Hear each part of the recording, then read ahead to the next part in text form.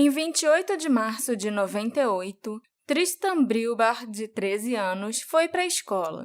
Por alguma razão inexplicável, ele pediu para ser liberado mais cedo e passou as próximas horas rondando uma estação de trem. Mais tarde, naquele mesmo dia, seu corpo foi encontrado. Ele foi vítima de um assassino cruel e selvagem, e até hoje o mistério de sua morte continua a assombrar a região.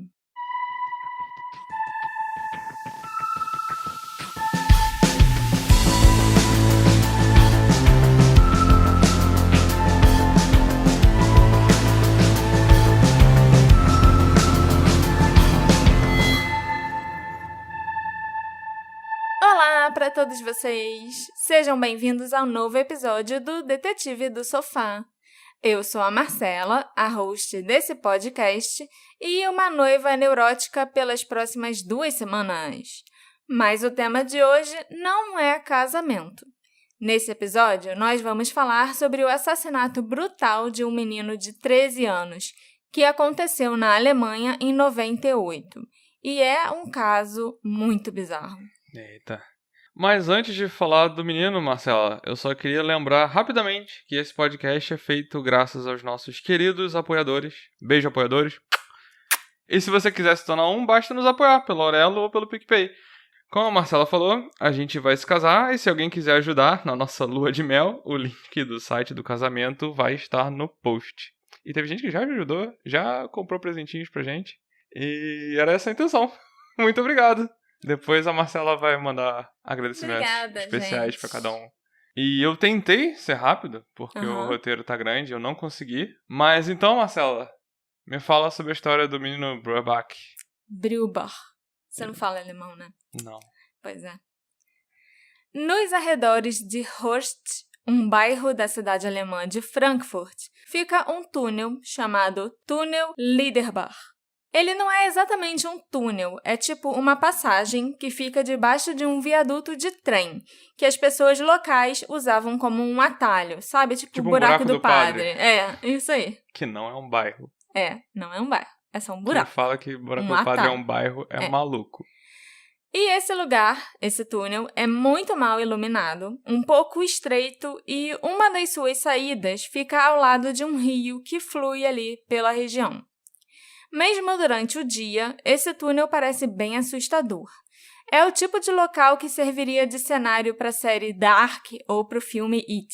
Então, não deve ser uma surpresa para vocês saberem que esse túnel se tornou assunto de lendas urbanas espalhadas por crianças e adolescentes que tentavam assustar os amigos.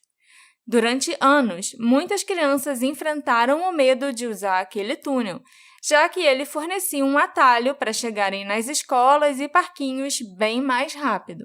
Mas nenhuma criança pôde usar esse atalho nos últimos 24 anos. Isso porque o túnel está fechado desde 1998, o que só reforçou a sua má reputação e gerou ainda mais histórias sobre os horrores que aguardam nesta passagem subterrânea, escura e assustadora, onde uma vez uma criança foi assassinada ritualisticamente ao longo de dias, vítima de um assassino cruel, selvagem e misterioso. Eita. Surpreendentemente, essa lenda urbana é baseada numa história real. Uma história tão horrível e desumana que continua deixando a população perplexa e chocada desde que aconteceu. É a história do assassinato do Tristan Brilbar. O Tristan nasceu em 3 de outubro de 84, em Frankfurt, a 5ª maior cidade da Alemanha.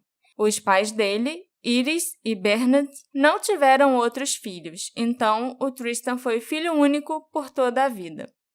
Ao longo da juventude, ele continuou vivendo na região de Frankfurt com seus pais trabalhando em restaurantes e lojas locais, enquanto ele frequentava a escola primária Walter Kolk, no bairro de Horst. Depois que ele terminou a 5ª série, ele passou a estudar numa escola no distrito vizinho de Sindlingen. Apesar de ser apenas uma criança, o Tristan já tinha enfrentado uma grande tragédia na vida. A mãe dele, Iris, tinha um longo histórico de abuso de drogas e, em 95, quando Tristan tinha só 10 anos, ela cometeu suicídio, deixando o menino sem a mãe. Tristan e o pai, Bernard, continuaram morando em Frankfurt, com a avó do Tristan indo morar com eles logo depois do suicídio da mãe. Ela ia ajudar a cuidar da casa e ia supervisionar o Tristan quando o Bernard estivesse trabalhando. Como o Bernard era agora um pai solteiro, ele tinha que pegar horas extras no trabalho para sustentar a pequena família. Então, muitas vezes, o Tristan era deixado sob os cuidados da avó e acabou tendo que se tornar mais independente muito cedo. Ele teve que se acostumar a usar transporte público para ir para a escola e ele também gostava de ficar andando pelo bairro à tarde e à noite sozinho. Em casa, o Tristan era conhecido por ser um pouquinho mal-humorado. Ele costumava ficar sozinho no quarto e ocupava o tempo livre jogando no PlayStation e cuidando do coelhinho de estimação, chamado Hoppelfred. O Tristan adorava animais e ele sempre puxava conversa com todos os donos de animais que ele encontrava assim na rua, sabe? Na pré-adolescência, o Tristan desenvolveu uma reputação de ser muito independente e um garoto que vivia na rua. Ele até começou a fumar cigarro em um esforço para se encaixar com os garotos mais velhos. Mas, na verdade, ele sofria bullying e apanhava desses garotos que ele tentava impressionar. Apesar de todos os esforços para parecer mais maduro para os outros, o Tristan era um garoto calmo e maleável. Muitos vizinhos de bairro mais tarde lembrariam que ele era muito impressionável, apesar da aparente autoconfiança. Era uma característica que eles acreditavam que foi atribuída à perda precoce da mãe. Em 26 de março de 98, o último dia de aula antes do feriado da Páscoa, o Tristan acordou por volta das 8 horas. Em vez de se preparar imediatamente para a escola, o Tristan enrolou por alguns minutos antes de ligar para o pai, Bernard, que tinha saído para o trabalho por volta das 4h30 da manhã. O Tristan perguntou ao pai se ele podia faltar à escola para visitar um médico, alegando que tinha machucado as costas no dia anterior. O pai, pensando que o Tristan estava só querendo matar a aula, mandou ele ir para a escola e disse que se as costas dele ainda estivessem doendo quando ele chegasse, eles iriam no médico. O Tristan, então, foi para a escola naquela manhã. Mas, aparentemente, enquanto ele caminhava para a escola, ele encontrou um amigo chamado Boris. Os dois passaram a maior parte do primeiro período fumando cigarro do lado de fora do terreno da escola. Quando eles finalmente decidiram ir para a aula, por volta das 9 horas, o segundo período estava prestes a começar. As primeiras horas passaram regularmente, com o Tristan participando dos próximos períodos. Foi só depois do almoço que ele disse para um professor que as costas estavam doendo e pediu para ser liberado mais cedo para poder ir no médico. Quando perguntado sobre por que as costas estavam doendo, o Tristan disse para o professor que ele tinha machucado na noite anterior ao cair de uma árvore. Mas um amigo dele mais tarde afirmou para a polícia que ele e o Tristan tinham feito uma briga de pedras no dia anterior. E é exatamente o que parece. 2 adolescentes jogando pedra um no outro. Quem nunca? Você. Tenho quase certeza que você era mais esperto do que isso, para resolver tomar pedrada dos amigos. Ou não? Tô errada. O problema é ser acertado. Mas se forem vários amigos contra você, aí é ruim, né? Não, eu lembro de tacar, mais era amêndoa, essas coisas mais Mas mais amêndoa leves. também dói um pouquinho. Não, era pra doer, mas não era a pedra. É. Que, sei lá, podia te cegar. Credo. O Tristan recebeu autorização para sair da aula mais cedo e deixou a escola por volta de 1h30 da tarde, menos de 15 minutos depois de voltar do almoço. Ele, então, embarcou num ônibus, sentando no último banco como ele sempre fazia, segundo um outro colega de classe que conhecia o Tristan e o viu sair da escola. Quando o ônibus parou, o Tristan desceu e caminhou a distância restante até uma estação de trem próxima, onde ele passou as próximas horas de sua vida. A estação de trem Frankfurt-Höchst, localizada a poucos quarteirões do rio Meno, é uma das maiores e mais movimentadas estações de trem de toda Frankfurt. A área costuma estar cheia de pessoas de passagem a caminho do trabalho ou da escola, e o Tristan logo se tornou apenas mais um rosto no meio da multidão. Por volta de 1h46 da tarde, cerca de 16 minutos depois de sair da escola, o Tristan foi visto em imagens do circuito interno de TV de uma loja dentro da estação de trem. Perto dele, na hora, estava um homem adulto, mas a filmagem é muito borrada e embaçada, e a gente não consegue enxergar as feições desse homem. E, na verdade, é impossível até a gente afirmar se os dois estavam se comunicando ou mesmo se eles estavam cientes da presença um do outro ali, né? Entre 2h15 e 2h45 da tarde, o Tristan foi visto por 2 colegas diferentes na estação de trem. Eles eram alunos que tinham sido liberados no horário normal e agora estavam voltando para casa. Esses colegas de classe não puderam oferecer detalhes específicos, como a hora ou o local exato em que viram o Tristan, mas ambos alegaram que ele parecia estar sozinho. Um desses colegas, uma adolescente que conhecia bem o Tristan, afirmou que ele parecia estar esperando por alguém, mas ela não podia dizer com certeza. Essa altura, então, ele estava mais de 1 hora na estação? Tava, pois é.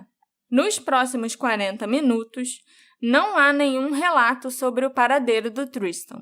No entanto, por volta das 3h20 daquela tarde, uma mulher passeando com um cachorro num parque próximo afirmou ter encontrado o Tristan.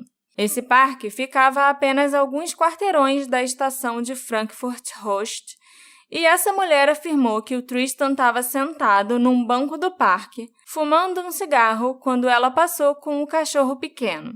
De acordo com a mulher, o Tristan iniciou uma conversa com ela e ele parecia ser um jovem encantador e amigável. Ele disse que adorava animais e acariciou seu cachorro algumas vezes antes que ela partisse.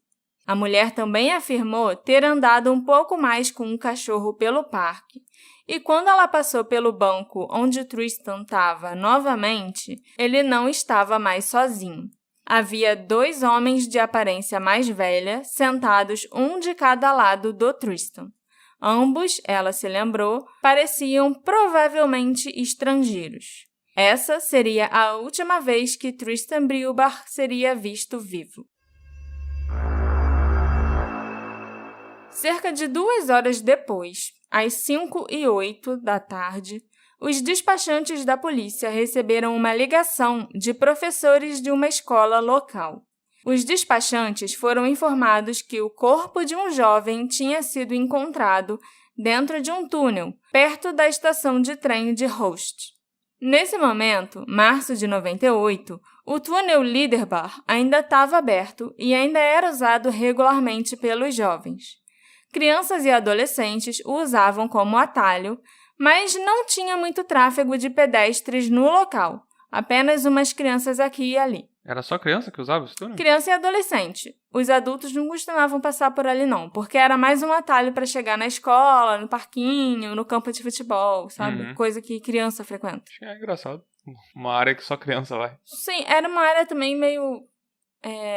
sabe o lugar que eles vão em Dark, que tem um sofá velho e tal? O túnel lá do Dark. O túnel do Dark. Uhum. Era um lugar tipo aquele.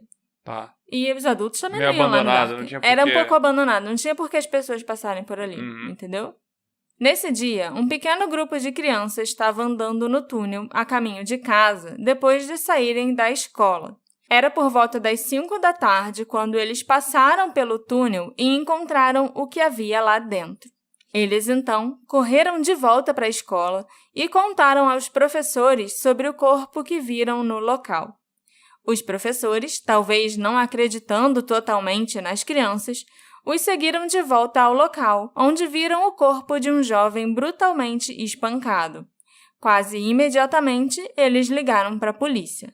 Essas crianças devem ter ficado traumatizadas. Porra, com certeza. Ainda mais quando eu descrever o estado do corpo que eles viram, né? Uhum. A polícia, mais tarde, descreveria a cena do crime como uma das piores já descobertas em Frankfurt. Alguns até a proclamaram a mais horrível cena de crime da Alemanha pós-guerra. De fato, os investigadores não conseguiram identificar fisicamente o jovem falecido, tendo que confiar em uma etiqueta nas roupas dele que levava seu nome, Tristan Breuer. Os investigadores conseguiram determinar que o Tristan tinha sido espancado e estrangulado a vários metros de distância do seu local de descanso final, provavelmente do lado de fora, quando ele estava se aproximando do túnel. Eles descobriram que pelo menos um de seus sapatos tinha caído durante uma luta e que depois esse sapato foi recuperado pelo assassino e colocado em cima do corpo. Após ter sido agredido e estrangulado até ficar inconsciente, o Tristan foi arrastado para dentro do túnel. Ele foi levado para a beira da passarela, que dava para uma pequena saída junto ao rio próximo. Lá, os investigadores teorizaram que sua garganta tinha sido cortada de orelha a orelha, com a ferida sendo profunda o suficiente para atingir a coluna. Nossa. Ele foi, então, esfaqueado várias vezes, e os investigadores também teorizaram que ele foi sangrado no rio. Tipo, deixaram o sangue dele todo escorrer ali para dentro do rio, entendeu? Uhum. Depois disso tudo, o assassino do jovem cometeu talvez o ato mais horrível de todos e começou a mutilar o corpo do Tristan. Os investigadores notaram que os testículos do menino foram removidos do corpo e uma parte da sua coxa e da parte superior dos glúteos foram cortados. Nossa. Essas partes do corpo foram então removidas do local, provavelmente levadas pelo culpado. A polícia não conseguiu encontrar a mochila do Tristan, então também foi teorizado que o assassino tinha fugido do local com ela, talvez carregando essas partes do corpo dentro da mochila. Uhum. Após esse ataque e mutilação incrivelmente brutal, o corpo do Tristan foi posicionado de uma forma que parecia que ele estava dormindo no túnel de Liederbach. Não se sabe quanto tempo exatamente ele estava deitado lá antes do corpo ser descoberto por volta das 5 da tarde. A notícia dessa história, desse assassinato bizarro e horrível, enviou ondas de choque pela área, com o caso sendo apresentado na maioria das notícias locais nos próximos dias. Crimes como esse não aconteciam com frequência na região de Frankfurt, muito menos com crianças. Seria horrível, independentemente da idade da vítima, mas ter algo assim acontecendo com uma criança ou um pré-adolescente é quase inacreditável. A não ser que você tenha ouvido o caso Evandro. É. E Altamira. Mas o caso Evandro é de antes, né? É de antes. Esse Sim. aí é de 98, o caso 98. Evandro é 90, mais ou menos. É. Mas se você já escutou o caso Evandro, você não vai ficar surpreso por isso ter acontecido com uma criança, né? Infelizmente. A família do Tristan, o pai e a avó, sofreram muito por sua perda. Ele era o único filho daquela família, né? E ele era conhecido por ser gentil e amigável, não apenas com os animais, mas com as pessoas também. O pai do Tristan, o Bernard, nunca se recuperou da perda do filho. Ele já tinha perdido a esposa Iris, que lutava contra o vício em drogas há muitos anos e que tinha tirado a própria vida 3 anos antes. E agora ele foi deixado sozinho para lamentar a perda da esposa e do filho também, sendo que foram 2 perdas muito trágicas num período muito curto de tempo. Enquanto os preparativos foram feitos para o serviço memorial e o funeral do Tristan, a investigação sobre o seu assassinato começou. A polícia teorizou que o tempo da agressão e assassinato levou aproximadamente 15 minutos, devido à causa e à forma da morte, bem como a agressão que a precedeu e a mutilação pós-morte. A polícia também declarou a crença de que o assassino tinha deixado a cena do crime e depois retornado, possivelmente para recuperar o sapato do Tristan, que tinha sido perdido numa luta fora do túnel escuro onde o corpo foi encontrado. Foi anunciado que uma impressão digital sangrenta foi encontrada na cena do crime, que presumivelmente pertencia ao culpado. Ela acabou se tornando a principal evidência da investigação nos próximos meses. Quando os investigadores começaram a coletar depoimentos de pessoas da região, eles logo receberam uma história esclarecedora e aterrorizante de 3 crianças. Essas crianças estavam caminhando para um campo de futebol próximo por volta das 3h30 da tarde do assassinato e planejavam pegar um atalho pelo túnel Liederbach, onde o corpo do Tristan foi encontrado. Mas, como eles descreveram, eles se aproximaram do túnel e avistaram um homem de aparência estranha dentro da passagem subterrânea escura. Eles observaram o homem à distância por cerca de 2 minutos e alegaram que ele estava curvado sobre um objeto.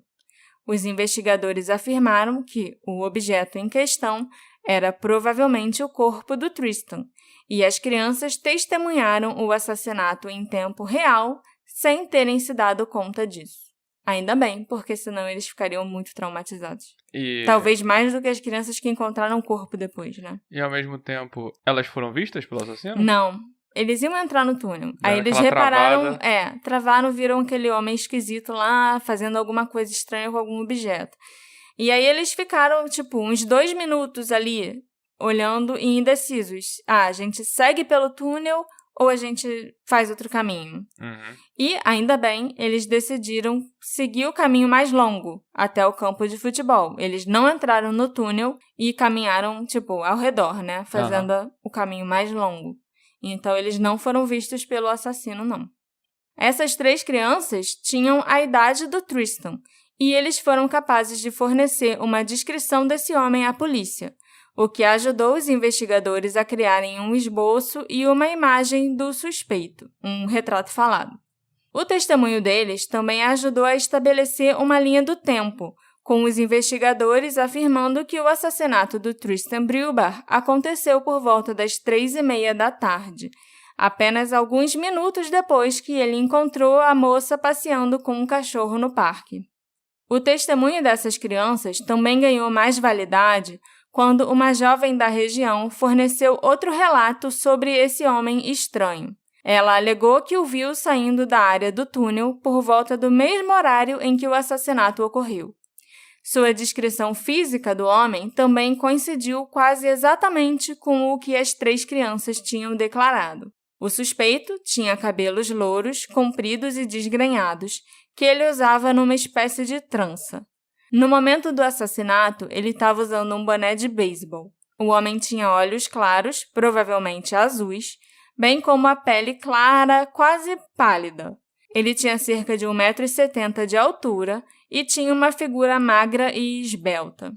De acordo com as testemunhas que viram esse homem, ele tinha uma aparência muito esquelética e encardida, parecendo não ter se lavado nos dias anteriores. Além disso, mais notavelmente, ele tinha o que parecia ser um lábio leporino logo abaixo da narina esquerda. E se não fosse um lábio leporino, era alguma espécie de cicatriz grave na boca. Além disso, a polícia adicionou um perfil potencial ao assassino do Tristan Breuer, que eles esperavam ajudar a restringir a busca de alguma forma. De acordo com esse perfil, o assassino provavelmente tinha entre 25 e 35 anos.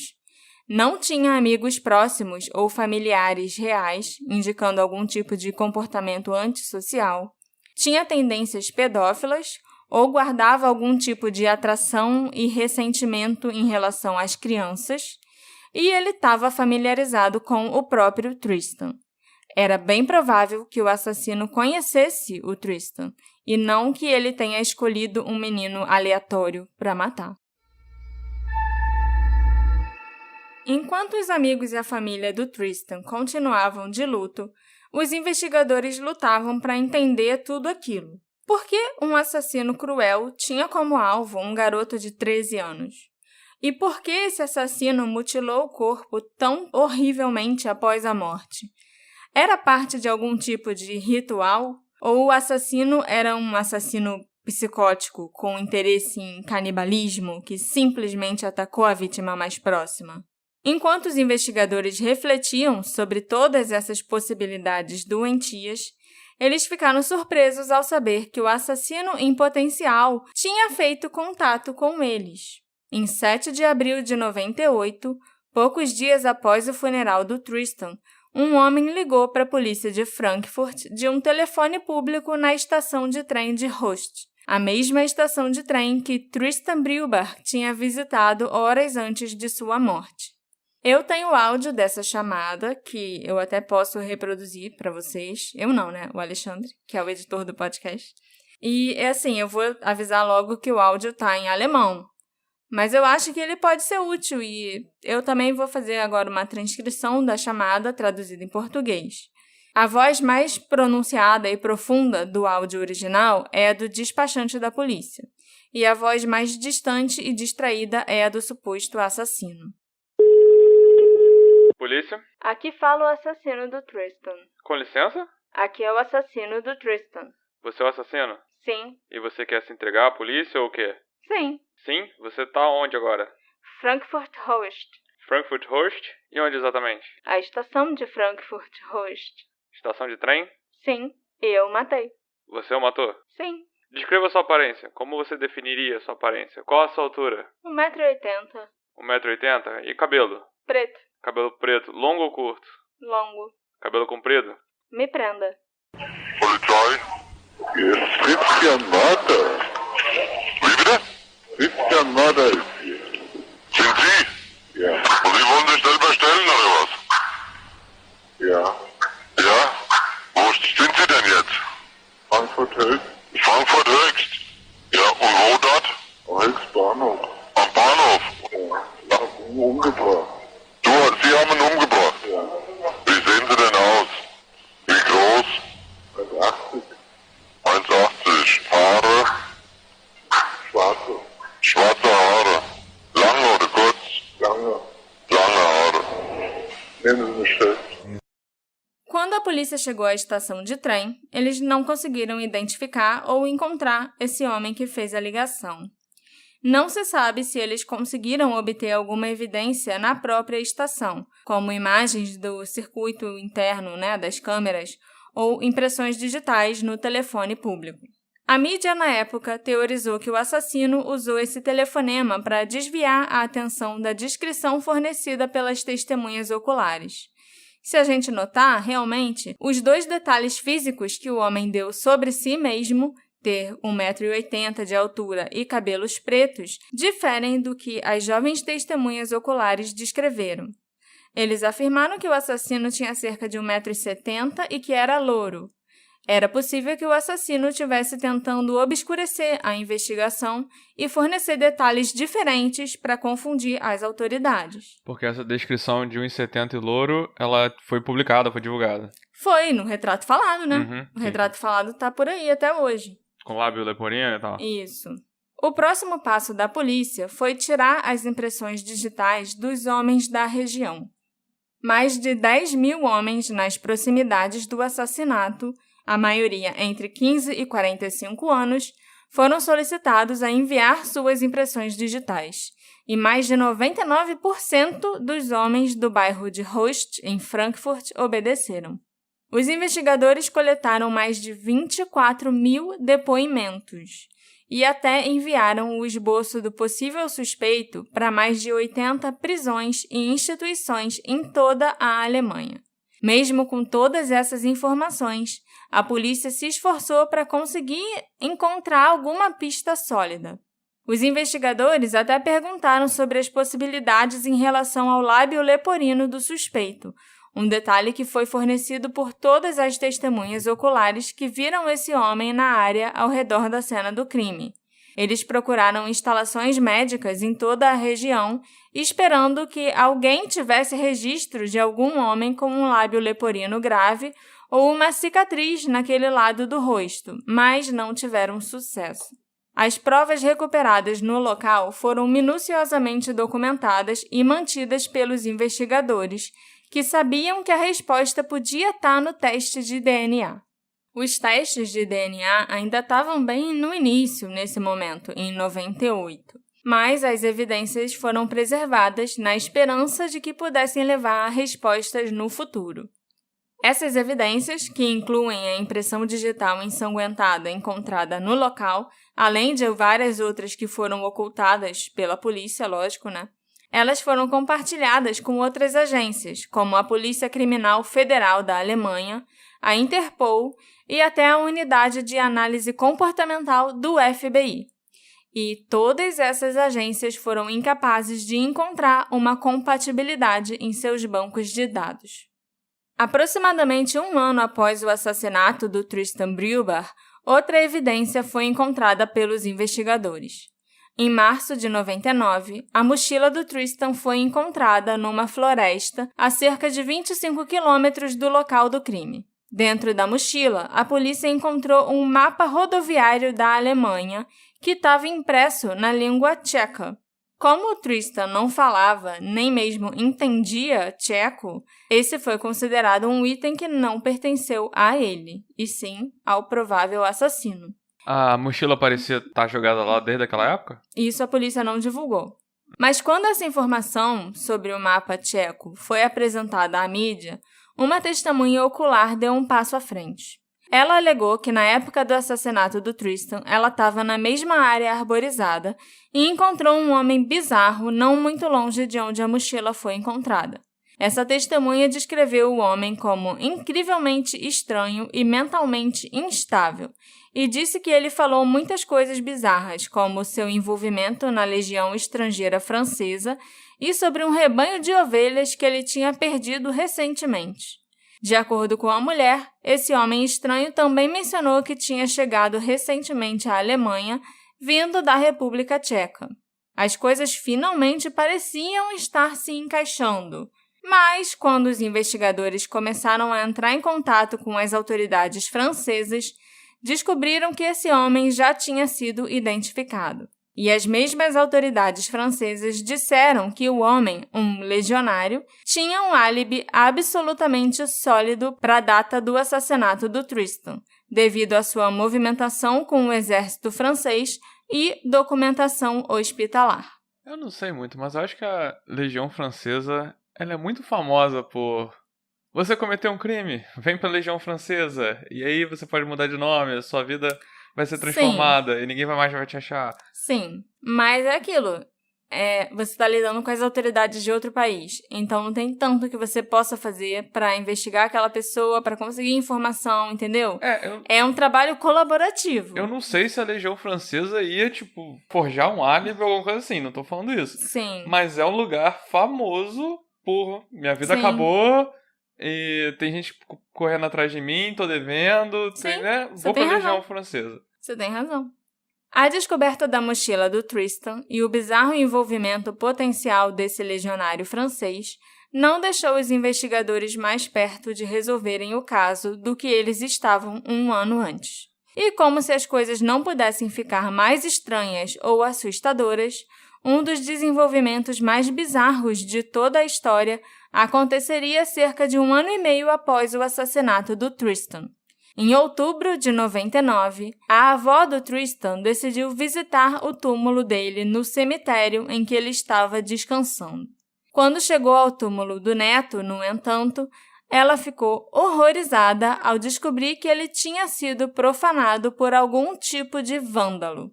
Quem quer que fosse essa pessoa, começou a cavar o túmulo do Tristan. Colocou uma lona plástica ao lado da sepultura e transferiu a terra para cima dessa lona. Essa pessoa não conseguiu cavar, até o caixão, mas cavou vários metros de terra e deixou a sepultura aberta e exposta. Deve ter sido interrompido, né? Sim, provavelmente foi interrompido, alguém chegou, alguém falou, ei, e aí, o que você está fazendo? Aí a pessoa saiu correndo. Mas por quê?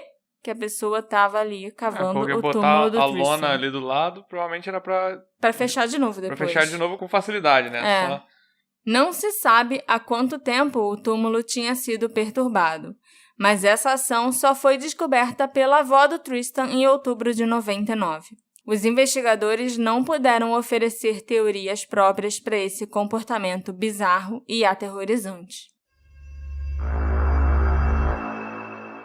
Nas semanas e meses após a morte do Tristan, o caso ficou sobrecarregado com uma série de teorias, a maioria baseada em fofocas e insinuações. Uma das teorias mais populares entre os moradores locais era que o Tristan Brilbar, que tinha uma certa reputação de ser independente e garoto que ficava o tempo todo na rua, tinha se envolvido em tráfico de drogas. Talvez ele tivesse começado a andar com garotos mais velhos que traficavam drogas e, no processo, ele se expôs a criminosos mais violentos, esse tipo de coisa. Infelizmente, não há nenhuma evidência para apoiar isso. Infelizmente ou felizmente, né? É verdade.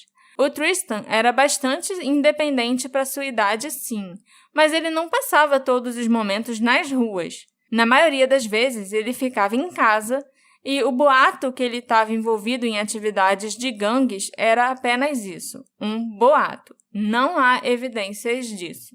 A teoria mais popular, pelo menos entre os detetives do sofá, gira em torno do Tristan ser vítima de abuso sexual ou prostituição. É uma teoria bem difícil de abordar e eu sinceramente não acho que tem mérito, sabe? Que não tenha tantas coisas que indiquem, que apontem para essa teoria. Mas eu vou tentar dizer... É uma teoria. E eu tenho que, acrescentar ela aqui e explicar por que ela surgiu. E muitas dessas teorias começaram a ser discutidas por causa do motivo pelo qual o Tristan queria faltar aula naquele dia. A dor nas costas.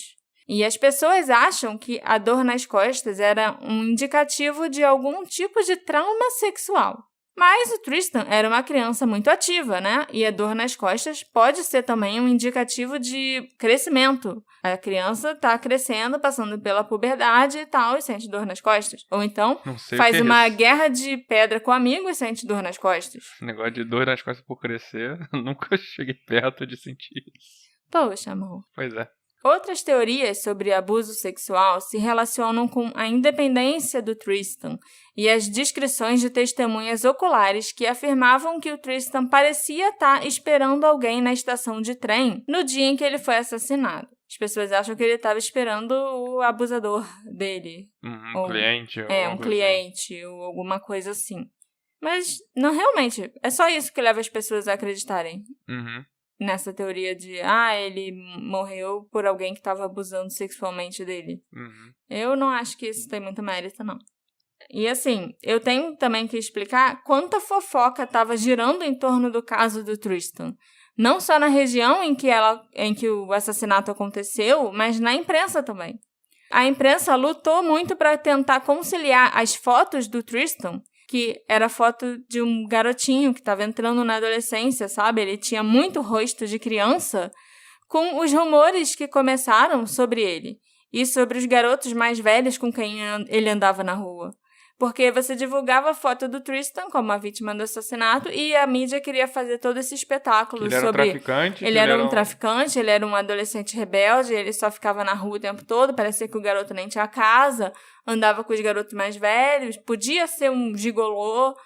E isso não combinava fofinho com a foto do menino. Ele era muito crianção ainda, ele tinha rostinho de criança, realmente. Mas esse tipo de boato começou realmente a transformar o caso do Tristan numa lenda urbana na área. Muitos dos fatos começaram a ser distorcidos, com algumas pessoas pensando que o Tristan tinha sido torturado e morto ao longo de dias, e detalhes fora de contexto continuaram a se espalhar. Inclusive, se você for pesquisar o caso do Tristan na internet, uma das primeiras coisas que aparece é a Wikipedia americana falando do caso do Tristan. Okay. E eles afirmam isso na Wikipedia lá. Que o garoto passou dias sendo torturado e que aí depois de dias ele foi encontrado morto e que não sei o quê. Sabe? São umas coisas que a mídia alemã falou tanto e, distorceu tanto e quis... Saiu do controle. E quis aumentar tanto o caso, que é o que as pessoas conhecem por aí hoje em dia. E tem uma barreira do idioma. Sim, então com certeza. pouca gente deve conseguir ter contato com as notícias originais e tal. Sim. E vamos combinar, né? Quando você tá pesquisando alguma coisa, você vai lá na Wikipedia, lê aquela página e pensa, então tá, é isso aí, já entendi. Eventualmente, o caso começou a esfriar. Os investigadores começaram a se concentrar em outros casos e a mídia ficou com nada além de teorias para ocupar a cobertura da história. Repórteres começaram a tentar vincular o caso do Tristan a 2 desaparecimentos na região, da Annika Seidel e da Melanie Frank. A Annika era uma menina de 11 anos que desapareceu em Kelkheim em setembro de 96, a cerca de 10 quilômetros de onde o Tristan tinha sido morto. Ela nunca foi encontrada, mas uma testemunha ocular alegou tê-la visto perto de um veículo que tinha placas do leste europeu. E depois, o caso da Melanie Frank, uma menina de 13 anos, a mesma idade do Tristan, que tinha desaparecido do subúrbio de Wiesbaden em junho de 99, mais de um ano depois do assassinato do Tristan e a cerca de 35 quilômetros de distância. Nesse caso, a Melanie foi enviada a uma loja local para comprar cigarros para sua mãe. E algumas testemunhas disseram que parecia que ela estava esperando alguém do lado de fora da loja. Assim como a Annika, a Melanie tinha desaparecido.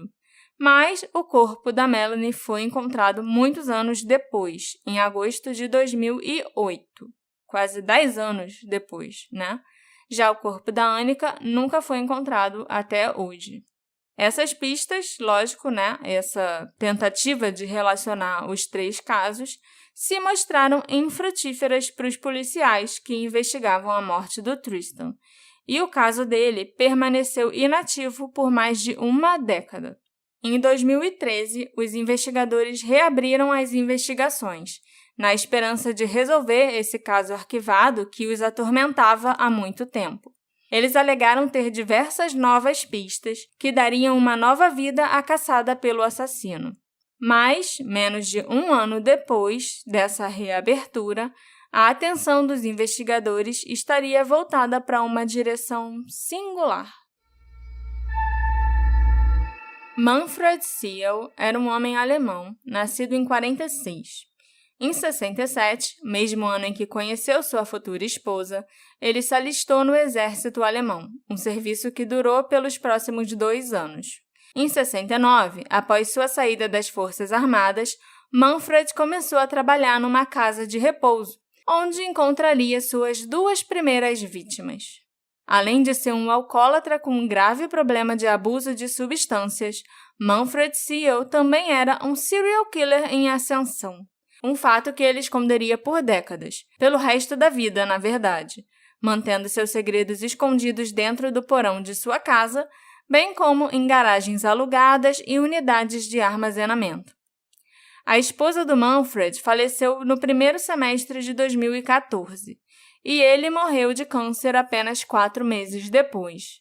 Quando a filha deles começou a vasculhar os pertences do casal, ela ficou chocada ao encontrar restos humanos dentro de uma unidade de armazenamento que o pai estava alugando há algum tempo. Ao informar a polícia, foi descoberto que Manfred Siel, o velhinho encantador e adorável que parecia amigável com todos e adorava fotografia, era um serial killer. A jovem, cujos restos mortais foram encontrados dentro de um barril na unidade de armazenamento, tinha sido torturada e desmembrada por um longo período de tempo por esse amável senhor. Uma força-tarefa chamada Alaska foi montada para liderar a investigação sobre as ações de Manfred Siel, na esperança de avaliar seus outros possíveis crimes e vítimas. A investigação rapidamente entrou numa espiral, detalhando uma história longa e sórdida que envolvia sequestro, tortura, agressão sexual, assassinato e desmembramento de várias mulheres jovens. Seus crimes datavam do final dos anos 60 e início dos anos 70, quando ele deixou o exército, até pelo menos o ano de 2003. Suas primeiras vítimas foram os colegas da casa de repouso onde ele trabalhava, mas ele acabou mudando o perfil das vítimas para profissionais do sexo ao longo dos anos.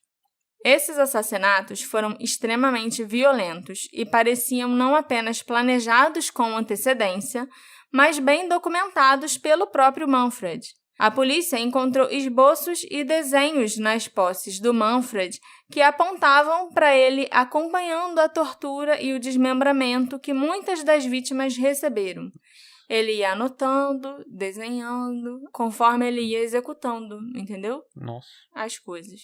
Além desses crimes violentos, ele também parecia ter interesse no lado bizarro e extremo das coisas.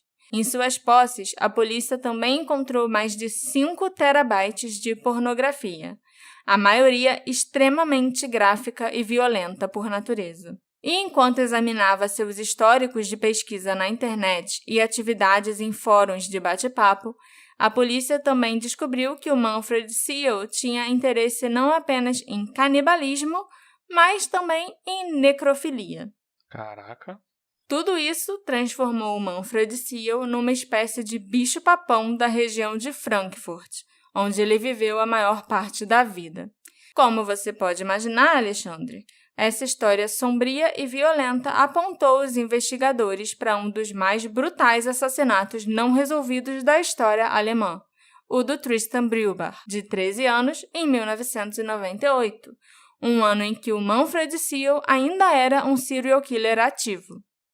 Em 2016, a investigação sobre o assassinato do Tristan começou a girar em torno do Manfred Seal como o potencial culpado do crime. Nem suspeito, culpado já. Ok. Isso foi baseado no tipo de feridas que o Tristan recebeu, os cortes em seu corpo, o roubo de partes do corpo, bem como a mutilação pós-morte, sabe? Uhum. Todos incrivelmente semelhantes ao tipo de abuso que o Manfred infligia às suas vítimas. A polícia até anunciou numa entrevista coletiva que eles acreditavam que o Manfred era o assassino do Tristan, o que trouxe o caso dele de volta aos holofotes mais uma vez. Mas, conforme a investigação foi avançando nos meses seguintes, o caso contra Manfred Seal começou a esfriar. Por esse crime em particular, pelo menos, né? Com Porque certeza. pelos outros... Os investigadores não conseguiram encontrar nenhuma evidência que o Manfred Seal tivesse como alvo crianças, muito menos meninos, até onde eles conseguiram descobrir, depois de mais de 2 anos de investigações exaustivas, o Manfred tinha como alvo mulheres jovens, que eram todas adultas no momento da morte. E ele parecia ter um perfil de vítima muito específico, e o Tristan Breuer, um menino de 13 anos, estava em oposição direta a esse perfil. Além disso, a polícia não conseguiu encontrar evidências que o Manfred tivesse matado alguma de suas vítimas em público, num local público, durante o dia. Parecia que ele perseguia as vítimas, sabe? Que ele ia analisando cada uma, planejando especificamente a morte daquela pessoa antes de sequestrar e infligir tortura por um longo período de tempo.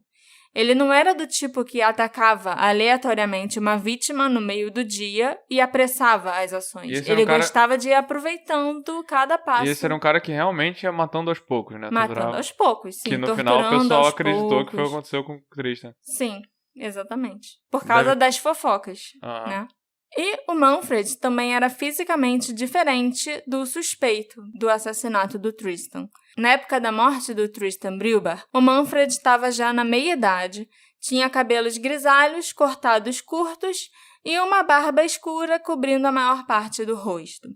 Durante a extensa investigação sobre Manfred Seal, a polícia só conseguiu encontrar 3 das suas impressões digitais, e nenhuma delas combinou com a impressão digital sangrenta que eles recuperaram da cena de crime do Tristan. Mais de 1 ano depois de anunciar que o Manfred Seal era o provável autor do assassinato do Tristan Breuer, os investigadores tiveram que recuar. Eles discretamente anunciaram que não estavam mais investigando Manfred como suspeito desse crime devido às evidências que apontavam para longe do serial killer falecido. Faz um alarde para anunciar que o cara deve ter sido o assassino, mas na hora de falar que estava errado, tem que ser bem discreto, sabe? Pra gente não ficar com cara de bobo. E aí, as teorias malucas e as histórias malucas continuam por aí. Provavelmente tá incluindo coisas desse cara. Uhum. Como os dois casos ficaram ligados por 2 anos, desde que a polícia tinha anunciado que aquele senhor fofinho era o culpado, muitos ainda acreditam que o Manfred é, sim, o assassino do Tristan. Mas a gente sabe que esse não é o caso. Não há evidências que o Manfred Seal tenha assassinado o Tristan Brugger. Muitas teorias continuaram a persistir no caso do assassinato do Tristan. Desde que a investigação foi reaberta em 2013, tem 2 teorias distintas que subiram ao topo da lista entre as mais comentadas na internet. Tirando, é lógico, que o Manfred Seal é o culpado, que infelizmente é o que muita gente ainda acredita, né? Uhum. A primeira teoria diz respeito à possibilidade do assassino ser alguém que o Tristan conhecia ou com quem ele estava familiarizado. Essa teoria sobreviveu a muitos anos de investigação e basicamente existe desde que as notícias do assassinato se tornaram públicas. Ela se baseia na ideia de que o Tristan, um garoto de 13 anos muito independente, costumava ir a lugares por conta própria. Apesar disso ser amplamente exagerado, foi teorizado que o Tristan entrou em conflito com alguém em seu círculo social. Talvez fosse alguém que se tornara conhecido dele nos meses, semanas ou mesmo dias antes do assassinato. E é possível que ele tenha conhecido alguém e não tenha contado a ninguém, porque a mera associação com um homem mais velho seria desaprovada pelos amigos e familiares, especialmente se o homem fosse instável, criminoso ou sem teto, como foi teorizado nos anos seguintes, mas eu ainda vou entrar nessa parte. Do sem teto. Após o assassinato, a polícia começou a tentar refazer os passos do Tristan, especialmente no dia em questão. Mas havia grandes lacunas que eles não conseguiam explicar. Por que o Tristan insistiu em ser liberado mais cedo da escola? Por que ele foi para a estação de trem e esperou pelo que pareceram horas? Ele estava esperando para encontrar alguém, como foi descrito por alguns colegas que o viram naquela tarde? O mais intrigante foi uma declaração fornecida por um dos professores do Tristan, que descreveu vê-lo na companhia de homens mais velhos nas semanas anteriores à sua morte. Nessas descrições, esses homens mais velhos são como adolescentes mais velhos ou jovens adultos, mas um homem, em particular, parecia se encaixar na descrição do suspeito visto por outras testemunhas, o homem louro com lábio leporino. E agora a gente chega na teoria final. E essa é a teoria que mais soa como uma lenda urbana assustadora, mas que tem base na realidade. Nos meses após o assassinato do Tristan, depoimentos fornecidos por dezenas de testemunhas, a maioria crianças, descreveram um estranho homem mais velho rondando a estação de trem no período em que o Tristan foi brutalmente assassinado. E, de acordo com essas descrições, tratava-se de um sem-teto que morava nas proximidades. Como eu acabei de descrever um momento atrás, um dos ex-professores do Tristan disse que viu o garoto na presença de homens mais velhos. Um desses homens, um homem louro que combinava com a descrição do suspeito, que também foi descrito pelo professor como muito desleixado e desgrenhado, talvez até um sem-teto. A gente também não pode esquecer que as pessoas que viram o cara saindo da cena do crime e tal, que fizeram um retrato falado, falaram que o cara parecia que não tomava banho há muito tempo. Que também bate com essa descrição de um sem-teto, né? Onde que o sem-teto vai tomar banho? Outro colega de classe do Tristan, mais tarde, forneceria declarações que afirmavam que esse homem era um vagabundo local, conhecido pelas crianças locais. Esse ex-colega de classe disse que o homem se parecia exatamente com o retrato falado do assassino do Tristan e o descreveu como um indivíduo intimidador, que era conhecido por seguir e aterrorizar as crianças. E ainda de acordo com esse colega, esse homem estranho o seguiu pela rua em mais de uma ocasião, atravessando sempre que ele atravessava e ainda o seguindo por vários quarteirões. Essa possibilidade aterrorizante ganhou mais credibilidade quando a gente considera o testemunho de crianças de uma escola local, a escola de onde ligaram para a polícia para reportar a descoberta do corpo do Tristan. De acordo com as crianças dessa escola, Um homem, que também correspondia à descrição do suspeito, foi visto à espreita numa floresta próxima, indicando que ele morava lá. No período de tempo em torno do assassinato do Tristan, esse homem pediu a um grupo de crianças para comprarem algo para ele na cidade e até ofereceu presentes para as crianças. Quase todas as vezes, as crianças fugiram e relataram esse comportamento, mas foi só quando o Tristan foi assassinado que os adultos começaram a levar essa história a sério. A essa altura, o homem tinha desaparecido e os investigadores tinham apenas declarações vagas das crianças como evidências. Todo mundo ignorou as crianças. Pois é, né? Normal. Um dos únicos detalhes concretos que pareciam unânimes entre todas as crianças era que o homem não tinha nenhum tipo de sotaque engraçado, o que implicava que ele era um local e não um estrangeiro, como originalmente foi teorizado. Ou tcheco. Pois é. O último update que o caso do Tristan recebeu foi bem recente, eu acho que foi no ano de 2018.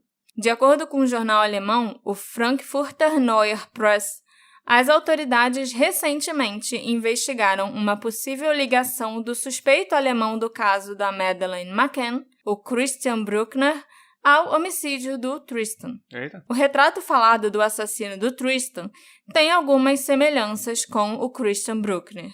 E como ele é um assassino e pedófilo que já cometeu crimes brutais realmente, faz sentido que ele seja investigado em relação aos casos de outras crianças além da Madeleine. Ainda mais casos de crianças alemães, né? Que é o país natal dele, onde ele provavelmente começou essa carreira de criminoso pedófilo e tal. Mas, segundo o promotor da cidade de Frankfurt, não existe nenhuma evidência que o Christian Bruckner seja o assassino do Tristan. Essa foi mais uma investigação de rotina mesmo, para determinar se ele não foi. Se ele não estava nessa área, entendeu? Mas eu achei interessante que essa possibilidade tenha sido levantada e que o Christian Bruckner tenha sido investigado também nesse caso. Porque quando saiu essa história do suspeito alemão do caso da Madeleine, tem muitos casos de crianças alemãs que foram assassinadas ou que desapareceram, assim, final dos anos 90 e início dos anos 2000. Que é a época da Madeleine. E é também a época que o Christian Bruckner estava cometendo todos os crimes dele, principalmente contra crianças. Então, ele realmente tem que ser analisado como suspeito de todos esses casos. Não tem como não levantar essa hipótese, sabe? Não tem como ignorar. O túnel em que o Tristan foi morto já foi fechado, lá em 98, logo após o assassinato dele. Mas a história continua assombrando os moradores da região. O assassinato do Tristan se tornou uma lenda urbana entre as crianças e adolescentes locais, que exageram ou embelezam certos detalhes para assustar uns aos outros.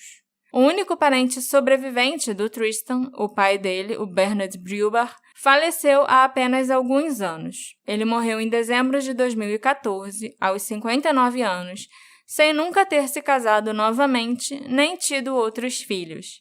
Até o momento da morte, ele permaneceu esperançoso que a justiça seria obtida por seu filho assassinado.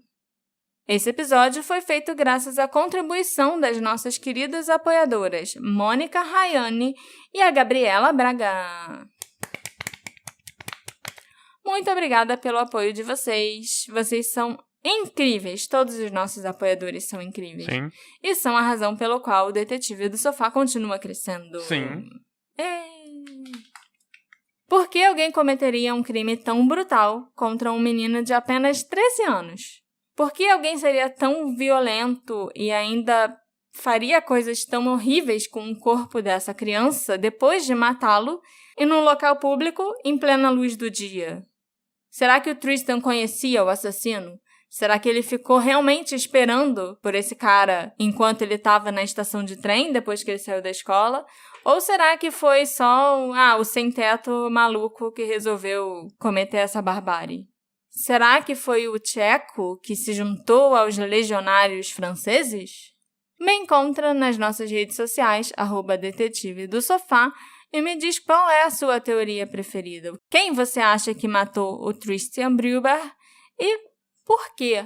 Isso é o que mais me deixa intrigada nessa história toda. O motivo desse crime. A gente se encontra na próxima investigação. Tchau, tchau. Tchau, tchau.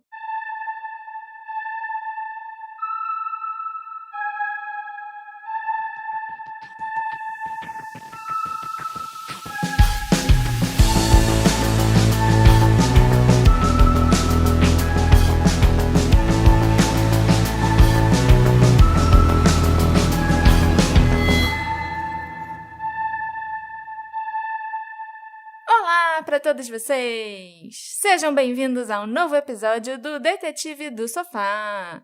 Eu sou a Marcela, a host desse podcast e a noiva neurótica do pedaço pelas próximas 2 semanas. Mas o tema de hoje não é casamento, não. Nesse episódio, nós vamos falar de filhos. Mentira. Mas você tá muito alegre pra frase seguinte do roteiro. Desculpa. Nesse episódio... Tá, quer que eu recomece?